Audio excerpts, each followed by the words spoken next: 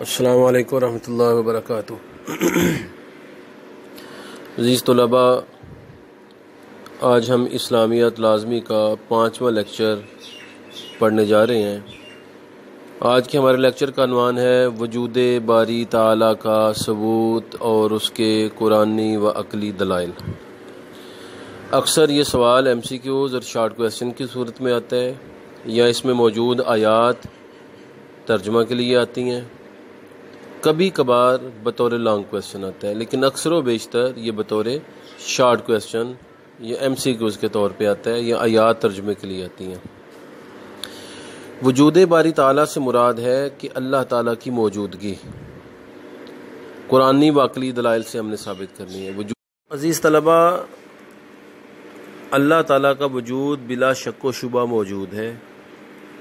اب یہ اس کی شان ہے، اس کی صفات کا تقاضا ہے کہ وہ نظر نہیں آتا، لیکن اس کی قدرتوں سے اس کو پہچانا اور جانا جا سکتا ہے۔ کسی کا نظر نہ آنا اس بات کا ثبوت نہیں ہے کہ وہ موجود ہی نہیں ہے۔ ہوا بھی تو نظر نہیں آتی، لیکن اس کے وجود کا کسی کو انکار نہیں ہے۔ اسی طرح ہماری آنکھ اور ہمارے جسم میں یہ طاقت نہیں ہے کہ وہ اللہ تعالیٰ کی ذات مبارکہ کا مشاہدہ کر سکے، اللہ کی رؤیت ہو، اللہ کو دیکھا جا سکے، کیونکہ یہ دنیا ایسی ہے کہ یہاں اللہ کو نہیں دیکھا جا سکتا۔ اللہ موجود ہے، ہمارے اندر صلاحیت نہیں ہے کہ ہم اللہ تعالیٰ کو دیکھ سکیں، لیکن عالم آخرت میں، جنت میں اللہ کا دیدار ہوگا، اللہ کی رؤیت ہوگی۔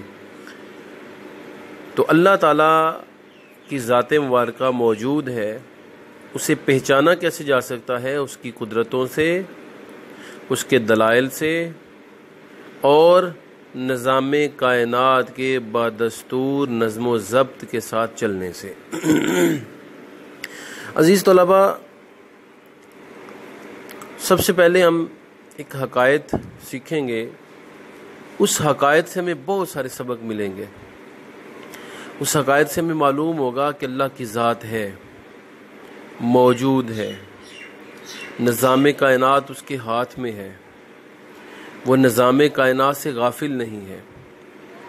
چنانچہ منقول ہے کہ حضرت امام ابو حنیفہ رحمۃ اللہ علیہ اپنے زمانے کے بہت بڑے عالم اور امام گزرے ہیں۔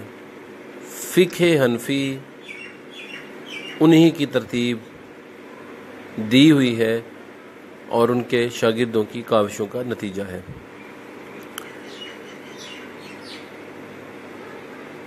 حضرت امام ابو حنیفہ رحمۃ اللہ علیہ بازار میں کپڑا فروخت کیا کرتے تھے، کپڑے کا کام کرتے تھے، تجارت کیا کرتے تھے۔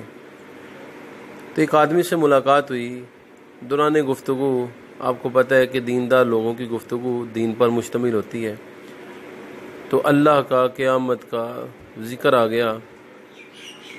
تو جو گاہک تھا اس نے کہا کہ میں تو اللہ کو نہیں مانتا، نہ قیامت کو مانتا ہوں، یہ کائنات تو خود بخود بنی ہے اور نظام کائنات خود بخود چل رہا ہے۔ عزیز طلباء، ایسی سوچ رکھنے والوں کو ہم دہریہ کہتے ہیں۔ دہریے اس طرز کے لوگ ہوتے ہیں، اس سوچ کے لوگ ہوتے ہیں کہ وہ کہتے ہیں کائنات خود ہی بنی ہے، کائنات کا کوئی بھی خالق نہیں ہے۔ عمومی طور پہ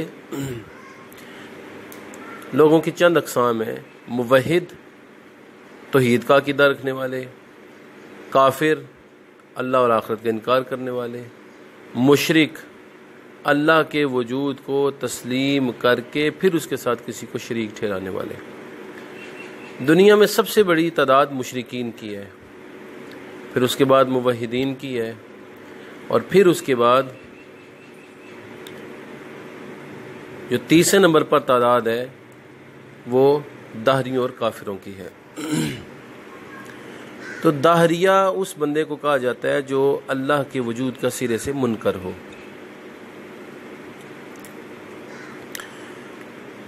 اس نے کہا کہ میں کہ تو کسی خدا کو نہیں مانتا۔ امام ابو حنیفہ رحمۃ اللہ علیہ نے اس کی بات کو نظر انداز کر دیا۔ پھر اس نے کہا میں نے سنا آپ مسلمانوں کے امام ہیں، تو آپ اس بات پہ ہمارے ساتھ مناظرہ کریں۔ میں بہت سارے لوگوں کو پہلے مناظرے میں چت کر چکا ہوں۔ امام ابو حنیفہ رحمۃ اللہ علیہ نے اس کے اس دعوے کو جب دیکھا تو آپ نے فرمایا کہ مجھے تیرا مناظرہ قبول ہے۔ وقت اور جگہ مقرر کر لی گئی، بہت بڑا میدان تھا، وہاں پر مناظرہ ہونا تھا، ہزاروں لوگ اس وقت جمع ہو گئے۔ وہ آدمی بھی اپنی کتابیں لے کے وہاں پہ آ گیا۔ امام ابو حنیفہ رحمۃ اللہ علیہ کافی دیر سے پہنچے، یعنی اگر مثال کے طور پہ زوال کا وقت دیا ہوا تھا کہ صبح جو ہی زوال کا وقت ختم ہوگا، سورج طلوع ہوگا، میں پہنچ جاؤں گا، تو آپ تقریباً کوئی 2 گھنٹے بعد پہنچے۔ اس نے جاتے ہی، جب آپ پہنچے، اس نے جاتے ہی کہا کہ تم وعدے کے بڑے پابند تھے، تم مسلمان وعدے کے پابند ہوتے ہو، اور تیرے بارے میں خصوصاً میں نے سنا ہے کہ تم تجارت میں، دنیاوی معاملات میں، دینی معاملات میں بڑے وعدے کے پابند ہو، تو آج وعدہ خلافی کیوں کیا؟ آپ نے فرمایا بھائی بس مجھے دیر ہو گئی ہے، مسئلہ تھا ایک، بس دیر ہو گئی، چھوڑو اسے۔ اس نے کہا نہیں، مجھے یہ بتاؤ کہ تم کیوں دیر سے آئے ہو؟ آپ نے فرمایا بس میرے ساتھ ایک عجیب معاملہ ہو گیا، یعنی آپ دلچسپی خود پیدا کر رہے تھے تاکہ وہ بار بار آپ سے سوال پوچھے۔ اس نے کہا کہ بتاؤ کیا معاملہ تھا؟ آپ نے فرمایا بھائی مناظرہ کرتے ہیں، تم ثابت کرو رب نہیں ہے، میں ثابت کروں گا اللہ ہے، ہم اس بات کے لیے جمع ہوئے ہیں، میری وہ ذاتی معاملہ ہے، اس کو چھوڑو۔ لیکن دلچسپی پھر پیدا کر دی، اس نے پھر آپ سے پوچھا بتاؤ معاملہ ہے کیا؟ آپ نے فرمایا اچھا اگر تم سمجھنا چاہتے ہو، جاننا چاہتے ہو تو توجہ سے سن لو کہ میں آ رہا تھا تو راستے میں یہاں پر پہنچنے کے لیے درمیان میں ایک چھوٹی سی نہر آتی ہے، اس کو عبور کرنا تھا، تو میں کنارے پر بیٹھا کشتی کا انتظار کر رہا تھا۔ میں نے دیکھا خود بخود ایک بیج پیدا ہوا، وہ زمین میں گاڑا گیا، درخت بن گیا، خشک ہو گیا، درخت کے تختے بن گئے، کٹ کے اس کی لکڑیاں بن گئیں، اور انہی تختے اور لکڑیوں سے اور کیلوں سے ایک کشتی جو ہے وہ خود بخود بن گئی۔ وہ چپو کے ساتھ خود بخود چلنے لگی سمندر میں، نہر میں، ادھر سے لوگوں کو ادھر لے کے جاتی ہے، ادھر سے ادھر لے کے آتی ہے۔ یہ معاملہ دیکھ کے میں بڑا پریشان ہوا ہوں۔ وہ جو مناظر کافر تھا، دہریہ تھا، وہ کہنے لگا یہ تو سفید جھوٹ ہے۔ تو آپ نے فرمایا بھائی میں نے اپنی آنکھوں سے دیکھا ہے، درخت سے تختے کٹے ہیں، کشتی کیلٹ ہو کے خود بخود بنی ہے، خود بخود وہ دریا میں چل رہی ہے۔ اس نے کہا ابو حنیفہ مجھے لگتا ہے تو پاگل ہو گیا ہے، اور میری علمیت کا اثر تو نے اتنا لے لیا ہے کہ آج تو خدا کو ثابت نہیں کر پائے گا، تو اس لیے تو نے اول فول بکنا شروع کر دیا ہے، تو مناظرے کا اثر تو نے لے لیا ہے۔ اب میں قسم بخدا میں نے یہ ساری چیزیں دیکھی ہیں، یقیناً دیکھی ہیں یہ ساری چیزیں۔ وہ کہنے لگا ایسا ممکن نہیں ہے۔ آپ نے فرمایا اچھا تیرا بالکل پکا یقین ہے کہ ایسا ممکن نہیں ہے؟ اس نے کہا ہاں بالکل ایسا ہو ہی نہیں سکتا۔ تو آپ نے فرمایا اچھا پھر توجہ سے میری بات سن، میں نے مناظرہ فتح کر لیا ہے، مناظرہ جیت لیا ہے۔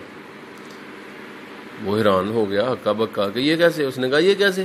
اب فرمایا تیرا یقین ہے کہ ایک کشتی بغیر چلانے والے کے نہیں چل سکتی، بغیر بنانے والے کے نہیں بن سکتی، تو پھر مجھے یہ بتاؤ کہ اتنی بڑی کائنات بغیر چلانے والے کے کیسے چل رہی ہے اور بغیر بنانے والے کے کیسے بن گئی ہے؟ یہ بات اس کے دماغ میں کلک کر گئی، یہ فلسفہ اسے سمجھ آ گیا، یہ عقلی دلیل سمجھ آ گئی۔ مناظرے جیتنے والا یہ مناظرہ ہار گیا، اور امام ابو حنیفہ رحمۃ اللہ علیہ کے ہاتھ میں اس نے توبہ کی اور ایک اللہ کی وحدانیت پر ایمان لے آیا۔ تو عزیز طلباء، عقل یہ بات ثابت کرتی ہے کہ ہر جو چیز بنتی ہے اس کا کوئی بنانے والا ہوتا ہے۔ دروازہ ہے تو اس کا کوئی بنانے والا ہے، دیوار ہے تو اس کو بنانے والا معمار موجود ہے، قلم ہے تو اس کا کوئی بنانے والا ہے، شیشہ ہے تو شیشہ ساز ہے، اینک ہے تو اینک ساز ہے، کیونکہ بغیر کسی بنانے والے کے کوئی چیز خود بخود نہیں بن سکتی۔ یہ عقل کا مسلمہ اصول ہے۔ جب چھوٹی چھوٹی چیزیں بغیر بنانے والے کے نہیں بن سکتی تو پھر اتنی بڑی کائنات بغیر بنانے والے کی کیسے بن گئی ہے؟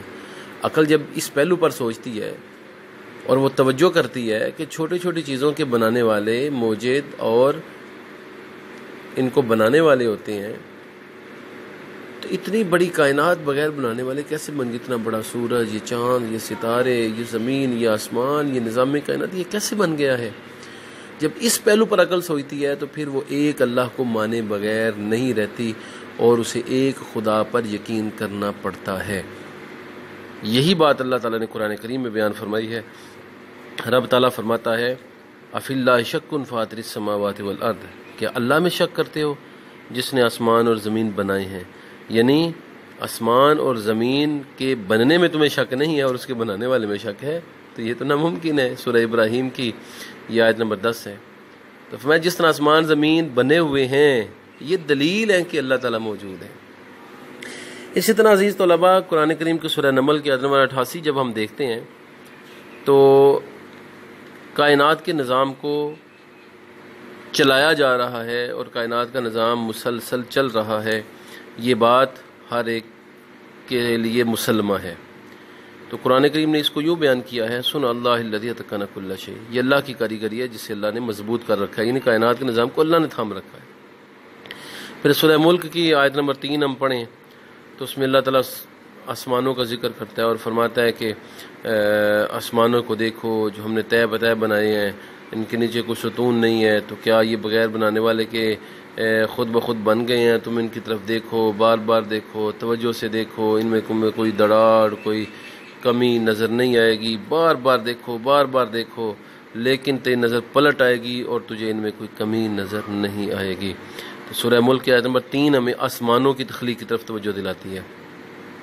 پھر عزیز طلباء، اللہ تعالیٰ نے ہر چیز کو ایک خاص مقدار سے پیدا کیا ہے، پانی اتنا بنایا، دریا سمندر جتنی ضرورت تھی، اور خشکی اتنی بنائی جتنی ضرورت تھی، انسان اتنے بنائے جتنے بچ سکتے ہیں، جانور اتنے بنائے جتنے جنگلوں میں آباد ہو سکتے ہیں۔ تو ہر چیز ایک خاص اندازے، خاص مقدار کے مطابق اللہ تعالیٰ نے تخلیق کی۔ ہاں کبھی کبھار اللہ تعالیٰ اس مقدار کو اپنی مرضی کے مطابق کبھی بڑھا بھی دیتا ہے کسی خاص چیز میں، جب آزمائش لینی ہو تو پھر پانی تھوڑا زیادہ اور سیلاب آ گئے اور کسی علاقے میں خشکی آ گئی، تو اس کی مرضی کے مطابق اس میں کمی بیشی ہوتی رہتی ہے، لیکن اس کا اصول اکثر و بیشتر یہی ہوتا ہے کہ اس نے ہر چیز کو خاص اندازے سے پیدا کیا ہے۔ یہی چیز اللہ تعالیٰ قرآن کریم میں یوں بیان فرماتا ہے، اِنَّا كُلَّ شَيْءٍ خَلَقْنَاهُ بِقَدَرٍ، تحقیق ہم نے ہر چیز کو ایک خاص اندازے سے تخلیق کیا ہے۔ پھر عزیز طلباء، نظام فلکیات یعنی کائنات کا نظام، آسمانوں کا نظام ہم دیکھتے ہیں تو اس میں چاند، سورج، ستارے ہیں، اور اتنا بڑا سورج، اتنا بڑا چاند، یہ ستارے یہ اپنی گردش میں محو رہتے ہیں، لیکن ایک دوسرے کے ساتھ ٹکراتے نہیں ہیں، ایک دوسرے سے تجاوز نہیں کرتے، ایک دوسرے سے آگے نہیں بڑھتے، جس ترتیب سے چل رہے ہیں اسی ترتیب کے ساتھ یہ چلتے رہتے ہیں۔ تو یہ بھی اس بات کی دلیل ہے کہ اس نظام کو کسی نے تھاما ہوا ہے اور اس کی ڈوریاں کسی کی قدرت کے ہاتھ میں ہیں، جیسا کہ اللہ تعالیٰ فرماتا ہے سورہ یاسین کا نمبر 40 میں، لَلشَّمْسُ يَنبَغِي لَهَا أَن تُدْرِكَ الْقَمَرَ، سورج کی مجال نہیں کہ چاند کو جا پکڑے، وَلَا اللَّيْلُ سَابِقُ النَّهَارِ، دن رات سے پہلے نہیں آ سکتی، كُلٌّ فِي فَلَكٍ يَسْبَحُونَ، ہر ایک اپنے اپنے دائرے میں تیر رہا ہے۔ تو آج انسان اس حقیقت تک پہنچا ہے کہ چاند، سورج، ستاروں کا جو چلنا ہے وہ ایسے ہی ہے جیسے کہ کوئی چیز جو ہے وہ تیر رہی ہو، خود بھی تیر رہی ہو اور اپنے مدار کے ارد گرد بھی تیر رہی ہو۔ تو یہی حال آسمانی جو ہے وہ فلکیات کے نظام کا ہے اور اجرام فلکی کا ہے کہ وہ خود بھی گھومتے ہیں اور اپنے مدار کے ارد گرد بھی گھومتے ہیں۔ پھر اللہ تعالیٰ نے آسمان زمین کی تخلیق میں بے شمار نشانیاں رکھ دی ہیں، جیسا کہ سورہ آل عمران کے نمبر 190 میں ہے، ان فی خلق السماوات والارض، آسمان زمین کی تخلیق میں، واختلاف اللیل والنہار، دن رات کے مختلف ہونے میں، لآیات لأولی الالباب، عقل والوں کے لیے نشانی ہے۔ عقل والے جانتے ہیں یہ زمین کیسے بنی، یہ پودے، یہ درخت، یہ نظام کائنات، اور پھر یہ آسمان کے سیارے، یہ ستارے، یہ سورج، یہ چاند، یہ نظام فلکیات، پھر دن آتا ہے، کبھی کبھی رات آتی ہے، کبھی دن لمبا ہوتا ہے، کبھی رات لمبی ہوتی ہے، یہ کیسے کائنات خود بخود ماض وجود میں آ سکتی ہے؟ پھر اس پہلو پر جب انسانی عقل سوچتی ہے تو وہ لاجواب ہو جاتی ہے اور اللہ کے وجود کو ماننے پر سر تسلیم خم کر دیتی ہے اور یقین رکھتی ہے کہ اللہ تعالیٰ ایک ہی ہے اور وہی کائنات کا خالق مالک ہے۔ پھر عزیز طلباء، ہم انسانی تاریخ پر جب نظر ڈالتے ہیں تو انسانی تاریخ ہمیں یہ بات بتاتی ہے کہ دنیا کا ہر انسان کسی نہ کسی طریقے سے خدا کے وجود کا قائل رہا ہے۔ جنگلی سے جنگلی، وحشی سے وحشی، تمدن سے لبریز، متمدن ترین معاشرے اور جدید ترین معاشروں سے لے کے پسماندہ ترین وحشی زندگی تک، انسان ہر پہلو میں، ہر وقت میں، ہر صدی میں، ہر زمانے میں کسی نہ کسی خدا کا قائل رہا ہے۔ کبھی وہ سچے خدا تک سفر کرنے میں کامیاب ہوا اور کبھی اس سفر میں ناکام ہوا اور بتوں اور مورتیوں کی اور سورج اور چاند کی پوجا کر دی۔ یعنی خدا کا تصور بہرحال انسانی زندگی میں موجود تھا۔ کسی نے حقیقی خدا کو اپنا لیا اور کسی نے غیر حقیقی خدا کی پوجا کرنا شروع کر دی۔ عزیز طلباء، زمین اور آسمان میں اور ہماری اپنی ذات میں بھی اللہ نے نشانیاں رکھ دی ہیں۔ اسی بات کو اللہ سورہ زاریات کے نمبر 20-21 میں یوں بیان فرماتا ہے، وَفِي الْأَرْضِ آیَاتٌ لِّلْمُوقِنِينَ، اور یقین رکھنے والوں کے لیے زمین میں نشانیاں ہیں، وَفِي أَنفُسِكُمْ، اور تمہاری اپنی جانوں میں بھی نشانیاں ہیں، افلا تبصرون، تو تمہیں نظر نہیں آتا، دکھائی نہیں دیتا؟ زمین میں کیا نشانیاں ہیں کہ زمین کے نیچے پانی ہے، اس کے اندر پھل پھول پودے اگتے ہیں، اس میں ہم گھر بناتے ہیں، مختلف کام لیتے ہیں، اس پہ چلتے ہیں۔ یہ اللہ نے ہمارے لیے بطور نعمت تیار کر رکھی ہے، اور اس کو ہم اپنے استعمال میں لاتے ہیں، اس سے بے شمار نعمتیں ہمیں ملتی ہیں۔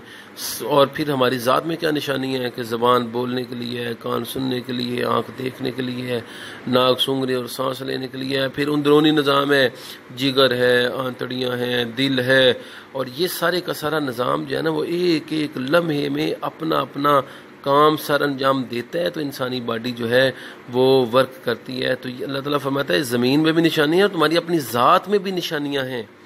یہ سننے کا نظام دیکھ لیں، یہ سونگھنے کا نظام دیکھ لیں۔ یہ سونگھنے کا نظام ہمارا باہر سے ہوا لیتا ہے اور اس کو گرم کر کے پھر پھیپھڑوں کو فراہم کرتا ہے۔ یہ ناک کے بانسے کے اندر جو پرزہ اللہ نے فٹ کر دیا ہے، جدید سائنسدان کہتے ہیں کہ اگر اس طرح کا گرم ہوا دینے والا ایئر کنڈیشنر ہم بنائیں تو وہ کم از کم ایک اٹیچی کھیس جتنا ہوگا، یعنی 4x4 فٹ کا کم از کم، یا 4x3 فٹ کا ہوگا، اور اللہ تعالیٰ نے ناک کے چھوٹے سے بانسے کے اندر اسے جو ہے وہ رکھ دیا ہے، اور اس کا نظام جو ہے نا اس کو اللہ نے مقرر کر دیا ہے۔ تو یہ تمام دلائل جو ہیں وہ ہمیں بتاتے ہیں کہ رب تعالیٰ کی ذات موجود ہے، اور وہ ذات ایک ہے اور کائنات کے نظام کو چلا رہی ہے۔ عزیز طلباء، ہم اس عقائد پر اپنی اس گفتگو کا اختتام کرتے ہیں۔ ایک بڑھیا سے کسی نے پوچھا کہ تو موحد ہے تو تیرے توحید پرست ہونے کی اور ایک اللہ پر ایمان لانے کی دلیل کیا ہے؟ تو خدا کو مانتی؟ اس نے کہا میرا چرخہ دلیل ہے، میں چلاتی ہوں چلتا ہے، نہیں چلاتی نہیں چلتا۔ اسی طرح کائنات میں خدا ہے تو نظام کائنات چل رہا ہے۔ اس نے کہا اچھا یہ تو مان لیا خدا ہے جس نے کائنات بنائی ہے، نظام کائنات چلا رہا ہے، لیکن وہ ایک ہے، دو کیوں نہیں ہے، تین کیوں؟ اس نے کہا یہ اس کی دلیل میں میرا چرخہ ہے، میں اکیلی سے چلاتی ہوں تو بڑے حسن تدبیر سے چلا لیتی ہوں، دو عورتیں اس کو چلائیں تو ایک دوسری طرف دوسری طرف، اور یوں کائنات کا نظام، اس کا چرخہ ٹوٹ جائے، اور اسی طرح دو خدا ہوتے تو کائنات کا نظام درم برم ہو جاتا، ہر خدا اپنی مرضی کرنا چاہتا تو کائنات کا نظام درم برم ہو جاتا۔ کائنات چل رہی ہے، موجود ہے، اس کا مطلب اس کا خالق چلانے والا موجود ہے۔ کائنات مسلسل نظم و ضبط کے ساتھ چل رہی ہے، اس کا مطلب ہے کہ کائنات کو چلانے والا ایک ہے، کوئی دوسری پاور طاقت نہیں ہے کہ جو اسے ڈسٹرب اور پریشان کرے اور اس کے مقابلے میں آئے اور یوں کائنات کا نظام درم برم ہو۔ تو خدا ہے، ایک ہے، اور کائنات کا نظام اسی کے ہاتھ میں ہے اور اسی کے ہاتھ تخلیق کردہ ہے۔ السلام علیکم ورحمۃ اللہ وبرکاتہ۔